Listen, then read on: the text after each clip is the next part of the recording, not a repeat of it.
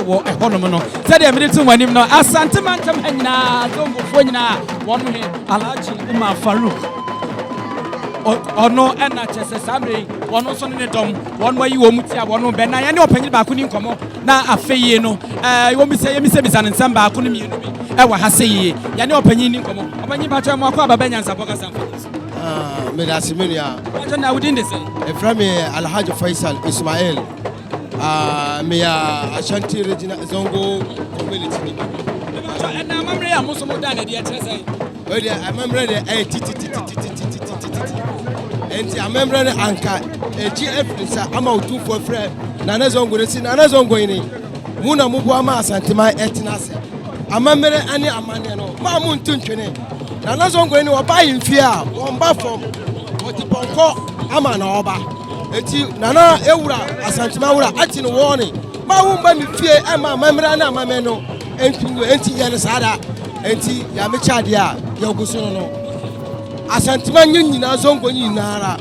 nana Otumfuo Osei Tutu bi senke edi 2 million edi amano anya ono titi amemra na amane obi ani akonya awo Otumfuo fie awo zongo ti so ono ko na Otumfuo ebo na akonya de omu ya omu elimam ono ko na ebo na yo hene awo zongo Asantema ensu ono so ono na ye do Ghana ono na zongo hene na benyini ono so na the peace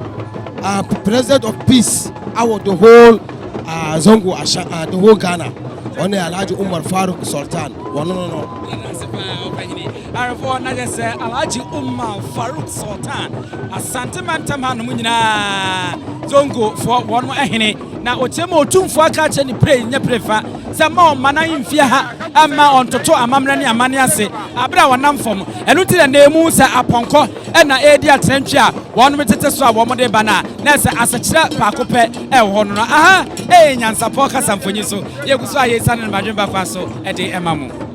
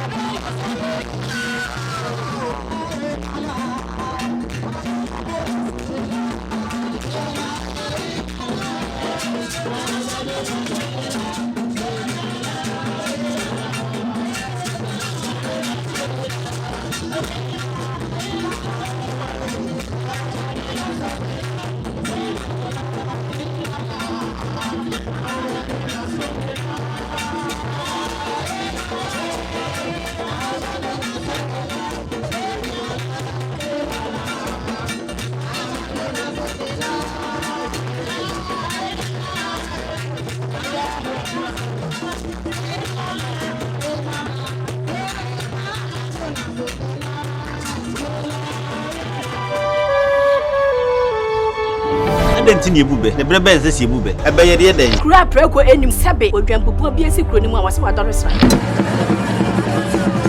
panyini wontena fie ema aseduamfo blani pie frimantam ba hin se pin enye nkwande wa na yesotro no wa ansa na odi asebe fita na no makode ebrensi am wa otua ne nsem mojabumo ni hu bi duanani wie klaman wo ye sofo kra wonye ye bi tontonte ye no nsa na ye fa NYANSAPO abone ntakra na mane yekese na ntakra abone die fanyina mkwatere kwa oda woro mantuma ye fe ni din de seyin ni din do Obama akola wa no so pese otrimu osuma ense bratam the first ne honhon hia na America sa sabe ka ya twa ni mu nyame nai ebu afaso enye de ya twa ni mu twa nyame sebedi akone be kwen bodi atwede na se kofindro ni ya aben antima nyina ni mu ampata na wo yade ya